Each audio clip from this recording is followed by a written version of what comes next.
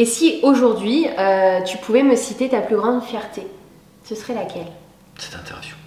Non, arrête de failloter, arrête. Tu regrettes pas quand même d'avoir tout quitté? Je Est-ce que reviens tu veux sur que je ça. regrette? Non, je ne regrette pas. Du tout, parce que toi, je pense que tu es un peu dans comment tu parles, etc. Je pense que, comme tu l'as dit, on n'a qu'une vie. Ouais. Et que tu voulais pas avoir de regrets peut-être à 40, 50 ans en te disant si j'avais su, j'aurais peut-être dû tenter. Exactement. Non, je ne regrette pas. Par contre, parce que je suis toujours très sincère avec mais j'aime ça, gens, nous ici, on les aime gens la qui me suivent et tout, je ne mens pas.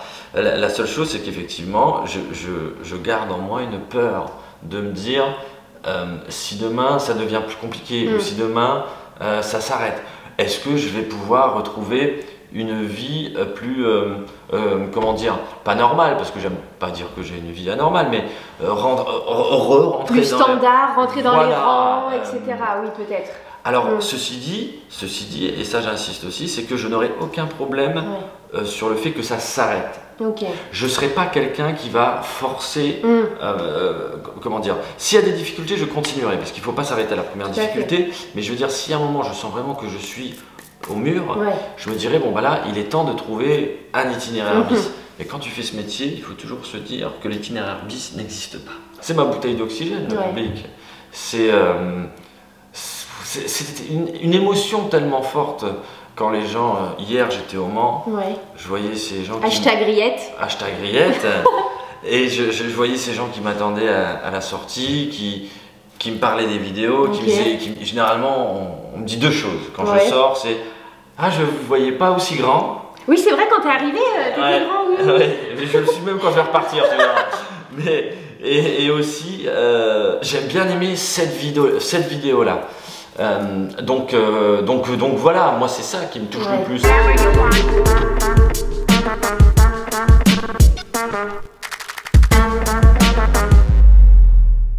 Coucou tout le monde, bienvenue dans cette nouvelle interview. Aujourd'hui j'ai le plaisir de recevoir un humoriste, Julien Bing. Comment tu vas? Bah écoute, je vais très bien, je suis très heureux d'être là. Donc là tu es avec ton nouveau spectacle, Toute la vérité, rien que la vérité, ou presque. Comment ça se passe? Comment t'es arrivé à être humoriste? Il me semble, si j'ai bien étudié ta biographie, ta carrière, que tu as commencé à l'âge de 17 ans à monter sur scène. Ouais, à l'âge de 17 ans, en fait, j'ai toujours fait un peu de théâtre, plus jeune, et au lycée notamment. Et à 17 ans, j'ai joué un sketch à la fin de ma terminale.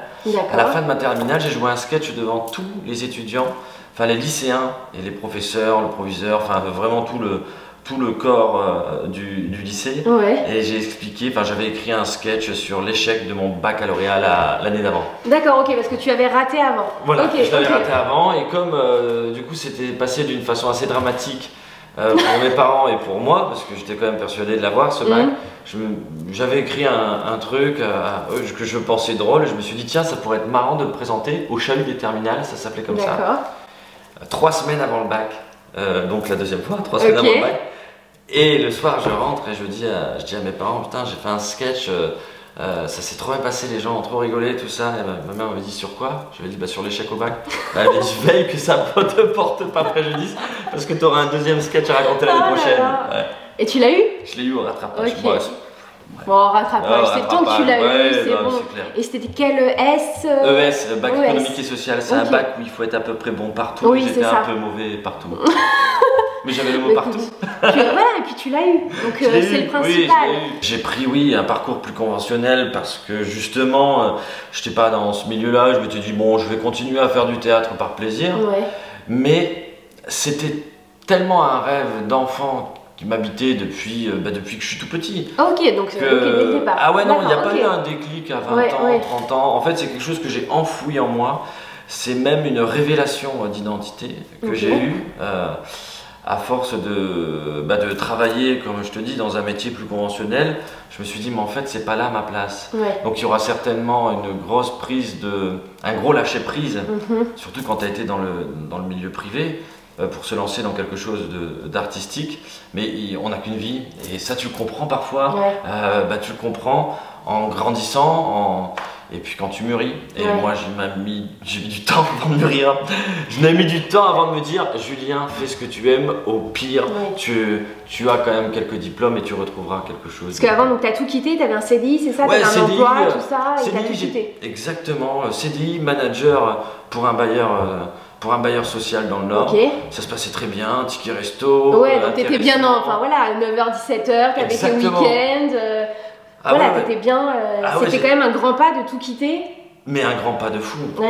Un grand pas de fou. Et je pense que, comment te dire, si j'avais su ce qui allait m'attendre, je pense peut-être, c'est terrible ce que je veux dire, hein, mais tu sais, ici tu peux tout dire. Mais peut-être que je ne l'aurais pas fait, parce que c'est un métier très difficile, c'est un métier où tu te remets beaucoup en question, tu doutes beaucoup. Moi je suis quelqu'un déjà de base d'assez angoissé, mais ça c'est mes défauts, mais ma qualité c'est que j'ai une abnégation et quand même un mental, c'est même si je suis quelqu'un d'anxieux, disons que j'ai cette force de travail qui me permet d'éviter un maximum le scénario qui ne va pas se produire, c'est-à-dire pas l'échec, mais tu l'envisages quand même. Je l'envisage, mais je fais tout pour ne pas l'atteindre. Moi, ce qui m'inspire, c'est surtout des situations comiques, des films qui me font rire ou qui m'ont fait rire. J'essaye toujours de... C'est pour ça que c'est un mélange de sketch et de stand-up, mon spectacle. C'est que j'aime bien m'adresser au public parce qu'il y a quelque chose de très moderne et tu casses le mur. Et d'un autre côté, j'adore interpréter des personnages parce que c'est là où je peux sortir de moi-même. Comment tu choisis les termes que tu abordes dans ton spectacle et puis les thèmes que tu abordes aussi dans tes petites vidéos sur Instagram? Parce que moi, je t'ai connue comme ça et je t'avoue que c'est une bouffée d'oxygène.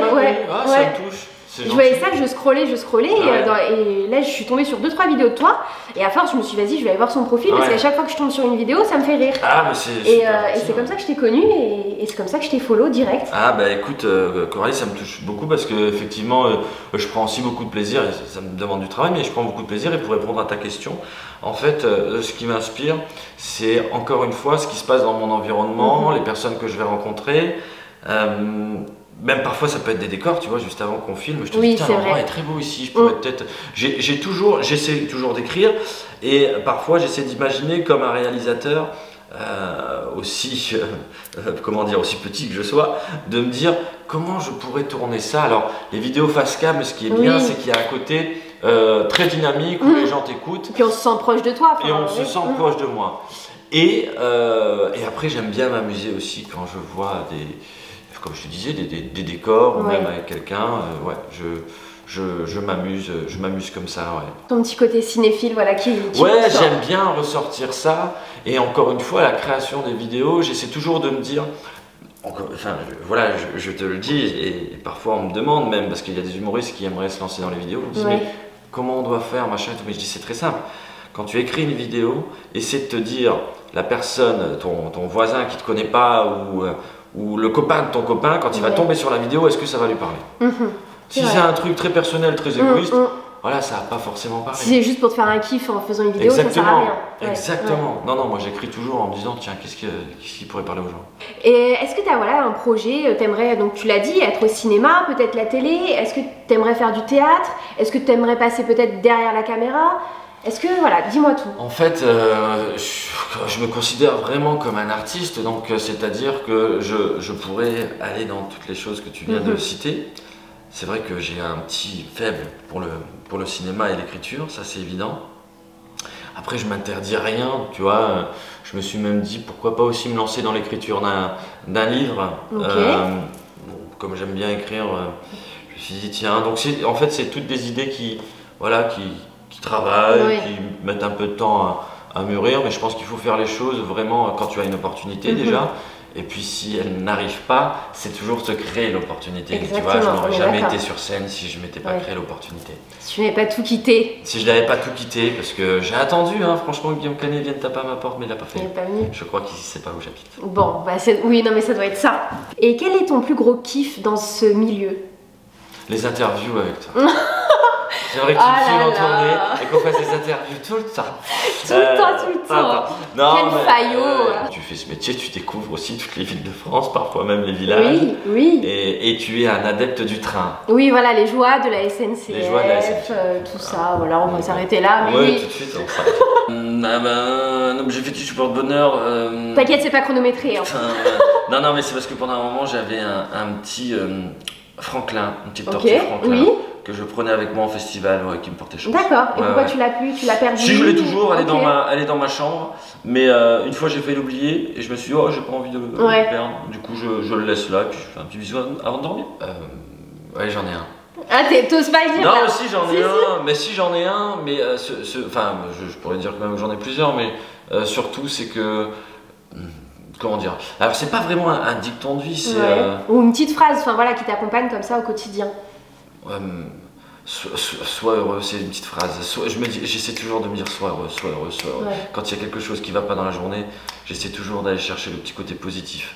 Toujours chercher le côté positif. Un rêve fou que j'ai réalisé, je dirais de jouer au Sébastopol justement, cette grande salle de Lille c'est un théâtre magnifique. Puis toi qui es du Nord. Ouais, ça c'était un de mes rêves. Ça c'était vraiment un de mes rêves. Et un de mes rêves les plus fous, ça serait de jouer dans un film à renommée réellement, de jouer dans un film, renommé, DiCaprio, Brad Pitt, tout ça. Ok, bah écoute, on te le souhaite. Hein. Tu parles anglais ou pas du tout? Little. Mais tu sais que ici c'est une échéance de psy, hein, vas-y, moi c'est... Non, j'ai plein de regrets et si je devais même parler de façon encore une fois très sincère et limite philosophique, je dirais que le plus dur dans une vie c'est de se pardonner et de vivre avec peut-être ses regrets. Donc ce n'est pas des regrets, comment te dire ça, c'est des regrets sentimentaux, voilà. Peut-être que pendant un moment, cette passion m'a emmené vers un côté assez égoïste de ma personne et qui m'a fait oublier parfois peut-être l'essentiel que d'être amoureux, voilà, pour être très honnête avec toi. Donc, mais bon, c'est le sacrifice que j'ai fait. Est-ce que je le regrette si je t'en parle? Sacrifice pour ta carrière? Oui, peut-être, peut-être. Si tu es en accord avec toi-même, je suis en accord avec moi-même. Sur le moment, voilà, une décision a été prise, tout ça, mais après tu te dis, The Power of Love, je te parlais de Céline Dion tout à l'heure, elle a fait une chanson de The Power of Love. Et, tu vois qu'on y revient à Céline, voilà. T'as vu ça Et bah tu vois, le pouvoir de l'amour, c'est quelque chose d'insoupçonnable. Dis donc, tu vas chercher des trucs. T'as vu comment j'arrive à te... Très bien. Ma plus grande phobie, je dirais peut-être certainement de perdre les gens que j'aime. Ma plus grande fierté, et je le pense, comme toutes les réponses que je t'ai données. Non mais je pense que vraiment t'es sincère. Non mais bien sûr, mais c'est parce que je veux... T'essayes de mettre un peu d'humour, mais c'est sincère. La sincérité. Mais exactement. On retiendra la sincérité de Julien Beng. Non mais ma plus grande fierté, c'est d'avoir créé ce spectacle de A à Z. De me dire, quand j'ai 24 ans, je regarde le spectacle de Gad Elmaleh dans une salle pleine et de me dire, un jour, je vais faire ce métier. Je le fais 6 ans après. Et je le fais et je me rends compte que, aussi petit que soit ma carrière par rapport à Gad Elmaleh, je fais le même métier que lui. C'est que tu te remets en question tous les jours, mais c'est ça aussi qui prouve que tu n'as pas le boulard. Comme d'autres personnes peuvent l'avoir de temps en temps, parce que c'est un métier quand même où on reçoit parfois beaucoup d'amour, et parfois le soir quand on rentre chez soi on est seul aussi, donc il n'y a pas que du positif dans ce genre de domaine et de métier aussi, et c'est bien de le dire. Exactement, même si c'est très agréable d'être en dessous d'un arbre, c'est quand même lui qui cache le soleil, tu vois ce que je veux dire, il y a un côté ombragé derrière. Donc, putain c'est beau ce que je viens de dire là? Oui. Faut le noter ça. Faut le noter. T'inquiète, c'est de moi ça. Putain, c'est de moi, faut le noter. Merci beaucoup d'avoir regardé l'interview. N'hésitez pas à aller le suivre sur les réseaux sociaux, liker, partager et commenter la vidéo. Allez le voir en spectacle, je mettrai toutes ces dates en description comme d'habitude. Et puis on vous embrasse et je te laisse le mot de la fin. Eh bien le mot de la fin, c'est continuer à suivre cette journaliste de talent, cette intervieweuse de talent, parce que franchement ça a été très agréable. T'as posé des jolies questions et je serais ravi d'en refaire une un peu plus tard, tu vois, s'il se passe carrément des choses. Vas-y, tape cool. là. Ça marche Coralie, on fait ça. On vous embrasse. On va regarder Forrest Gump avant. Oui, oui. Et regardez tous ceux qui n'ont pas vu là derrière la caméra, tous ceux qui n'ont pas vu Forrest Gump, regardez. Ouais. Obligé. Voilà. On fait un gros smile. Ciao. Salut.